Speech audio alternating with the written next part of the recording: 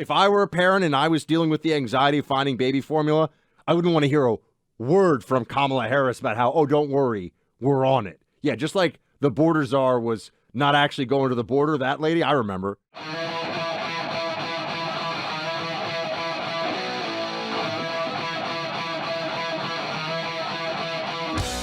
Joe Biden, big gaffe on the old China-Taiwan situation when it comes to strategic ambiguity. And then there's the baby formula shortage update as well, which ties into our broad theme we wanted to talk to you about for a second here, which is Biden administration is running out of excuses. So now they're actually getting to the point, Clay, where, I mean, I thought this is quite a moment when gas prices are super high. When you're literally flying in military planes with pallets of baby formula, while babies, as you pointed out yesterday, have been in the hospital because they can't get the baby formula. Parents can't get it. What are they going to do? They don't know what to do. And Biden, on the energy situation, gas prices in particular, which remember, folks, it's not just the price of what goes into your car, right? 50% of oil is used in products. So that's part of the price rise in everything. This is why they talk about energy and the rise in energy prices affecting so much of the broader economy. Things you buy have petroleum, have gasoline in them. The transport of what you buy obviously relies on gasoline. Biden's got a thought, though, which is, Clay, we're making this amazing transition, folks. It's all about making the world safe from CO2. Pay a little more at the pump. No big deal. When it comes to the gas prices, we're going through an incredible transition that is taking place that, God willing, when it's over, will be stronger and the world will be stronger and less reliant on fossil fuels when this is over. You see what Europe is doing relative to the importation of Russian gas. You see anyway, I won't go through it all, but and what I've been able to do to keep it from getting even worse, and it's bad. The price of gas at the pump is something that I told you, heard me say before, would be a matter of great discussion at my kitchen table when I was a kid growing up. It's affecting a lot of families. Clay, is he really just telling us, the pain at the pump, it's good for you in the long term? Is that really the move here? It just makes me think more and more every time I hear Biden speak that they're tanking for the overall number one draft pick, because his strategy here is it's good in the long term, which is a lie. It's not good in the long term. I really don't believe that. And the other strategy is, well, if you're upset about gas prices, buy an electric car, which is what that brilliant genius Mayor Pete and Jennifer Granholm and other people involved in the energy sector of the Biden administration have argued. Yeah, sure, that'll solve the problem. I can't afford to put gas in my car right now. Maybe I should just go buy a $50,000 plus electric vehicle and then install an electric vehicle charging station in my house so that I'm in for tens of thousands of dollars total before I even save anything on gas prices. So this is what's interesting to me about Biden to so many different levels, Buck. He claims even in that answer, hey, sitting around at the kitchen table, I'd be talking about this. He claims to have a unique connection to working people and so-called average Americans while destroying average Americans' household incomes in the process, and also remarkably managing to be incredibly tone deaf about what real American households discuss around the kitchen table. I can tell you what these people are talking about, Buck, because I've been there. And I've been there not when I was 8 years old, 70 years ago, like Joe Biden. I've been there as a parent with young kids when you didn't know exactly how you were going to be able to handle all the finances because you don't have a reliable job, because you don't feel like this is back in 2008 and 2009 when everything went to crap. And now we're there all over again. And so I hear some of these answers, and the idea of, well, high gas prices in the long term are a good thing because it's going to lead to a embrace of another type of energy. I'm not willing to accept that, first of all, because I don't think most people listening to us right now are going to be driving an electric vehicle anytime soon. And so when gas prices are potentially forecast, Buck, to go as they are over $6 everywhere in the country for a gallon of gas, this is a calamity of an epic magnitude, and Joe Biden is not the person who's going to be able to solve it. Also notice how the explanation shifts. Remember what they were saying when the gas prices were really ramping up, earlier even this year? They're saying, what do you mean? We don't have any hostility to fossil fuels. We love fossil fuels. Joe Biden's practically doing a backstroke in a big vat of oil. I mean, they made it sound like no big deal. We give you all the leases for drilling on lands you want. A lie, by the way. But there was this moment where they were trying to just diffuse the political backlash by pretending that the Democrat Party is not ideologically hostile to fossil fuels.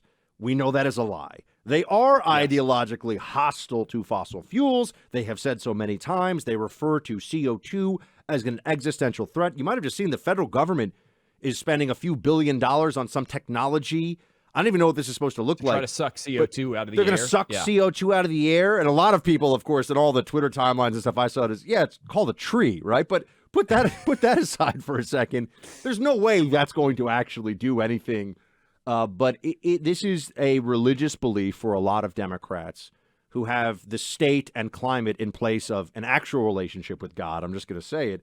And the Biden administration now is falling back to, okay, so maybe this kind of stinks right now. You're paying a lot. But just think of all the CO2 reduction, Clay, that people who can't afford to put gas in their car right now, in 50 years, they're going to feel really good about themselves. We have morons and lunatics in charge in this country right now. It's also amazing how they initially claim this isn't an issue that they can be responsible for, because we saw that with the baby formula, right? We started talking about the baby formula shortage because I was hearing about it from different parents all over the state of Tennessee where I live. And it's becoming a real issue.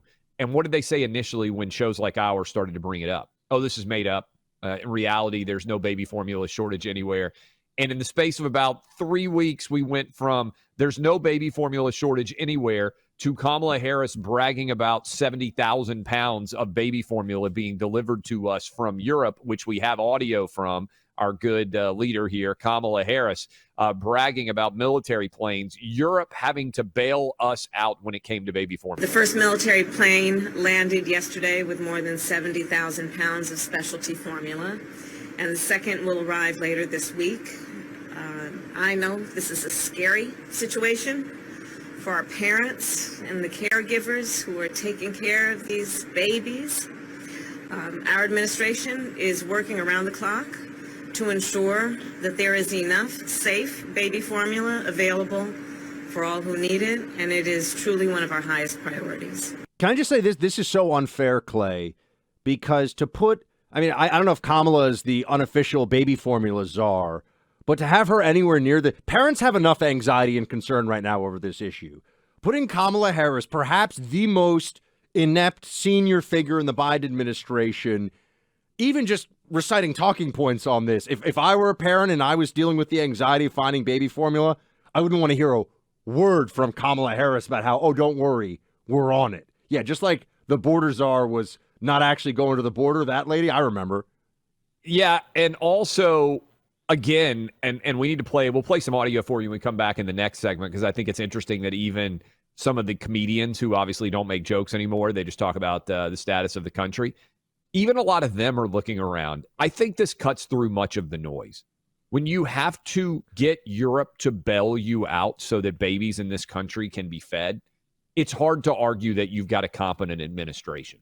That you could get to this point, Buck, where you're having to use military transport planes to bring baby formula into the country. It's basically like we are a country that usually this is what the United States does, right? Somebody else has screwed up so bad that they need our help, and we provide that help for them because we are a country of great resources. Now we're having to beg Europe. The EU is a disaster. Everybody in Europe is like, man, this whole government that we have over here is awful, yet they managed to somehow not run out of baby formula and to have such a surplus that they could send it to us.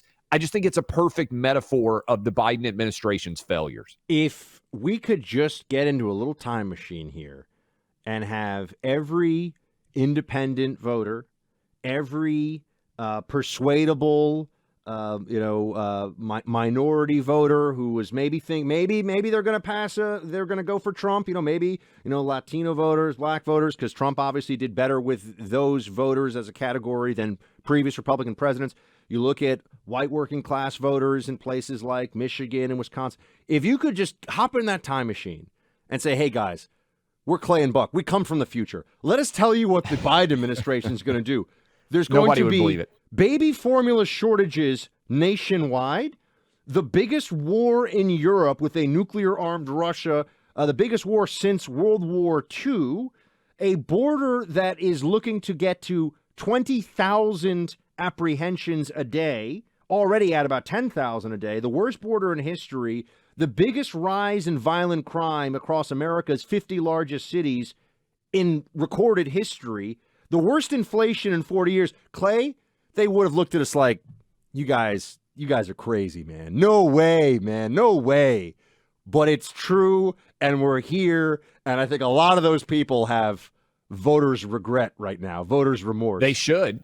If you're a mom or dad or a grandma or grandpa and you can't find baby formula, how in the world are you voting for the party that's in power? And by the way, how about the irony that all these people who have spent the whole Trump administration and beyond lecturing us about being on the right and wrong side of history have voted for the worst president in 100 years. You've been lecturing us on, you're going to be on the wrong side of history. Right now, Joe Biden is the worst president since Herbert Hoover. I don't think there's an argument to the contrary. And all those people, Buck, who've spent all that time saying, your grandkids are going to judge you for the choices that you made. You nincompoops picked Biden. You voted for the worst president in 100 years. You are on the wrong side of history, and history has barely even started. We already know it. I'd love to hear their answer.